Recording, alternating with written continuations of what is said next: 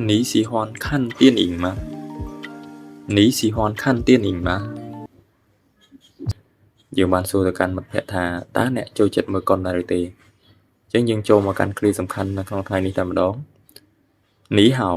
明天你有空吗សួស្ដីស្អែកអ្នកមានពេលទំនេរទេ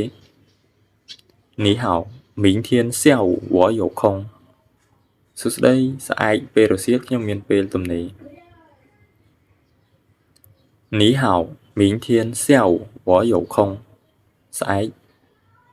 ពេលរសៀលខ្ញុំមានពេលទំនេរ我想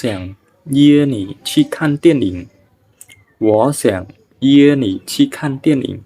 ខ្ញុំចង់ណាត់អ្នកទៅមើលកុនយាមានន័យថាណាត់看电影មើលកុន我想约你去看电影好的我们好主意